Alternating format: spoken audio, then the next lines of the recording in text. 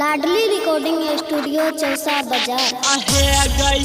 DJ वाला छौरा चुम्मा ले लगे छौरिया छौरिया डीजे वाला छौरा चुम्मा ले लगे छौरिया कहानी में बाली वठा लाली दलको छौरिया डीजे वाला छौरा चुम्मा ले लगे छौरिया अहे गई डीजे वाला छौरा चुम्मा ले लगे छौरिया कहानी में बाली किनी दे लगे छौरिया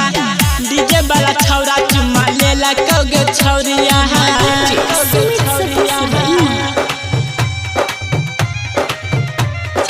छौरिया डीजे वाला छौरा चुम्मा ले लगे छौरिया चुम्मा ले लगे छौरिया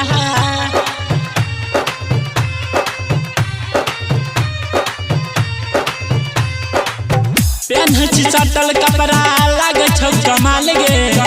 ओठ में लाली लगा बछला ले लाल गे लगा बछला ले लाल गे अहे गई छही बेशरम छौरी करन छी पारादा ऊपर रहने उड़ाई देतौ गे गरादा मेहनत में पहल तो सटल कौगे छौरिया कहानी में बालू अठा लाली लगे छौरिया डीजे वाला छौरा चुम्मा ले लगे छौरिया चुम्मा ले लगे गई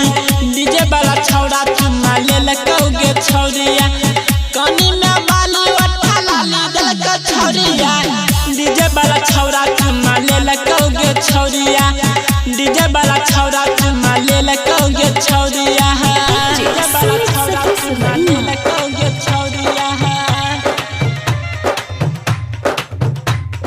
छौरिया डीजे वाला छौरा चुम्मा ले लगे छौरिया चुम्मा ले लगे छौरिया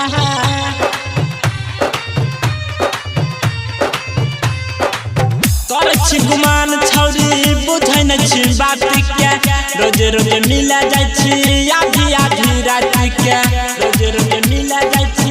आधी आधी गई डीजे वाला छौरा ने खूब मजा लै छौ बदला में सब कुछ कीनी के दै छौ बिनै छी घिरवा देखल कौगे छौरिया कनी में बाली वठा लाली दलको छौरिया डीजे वाला छौरा चुम्मा ले लगे छौरिया चुम्मा ले लगे डीजे वाला छौरा चुम्मा ले लगे छौरिया कनी में बाली वठा लाली दलको छौरिया डीजे वाला छौरा चुम्मा ले लगे छौरिया डीजे वाला छौरा चुम्मा ले लगे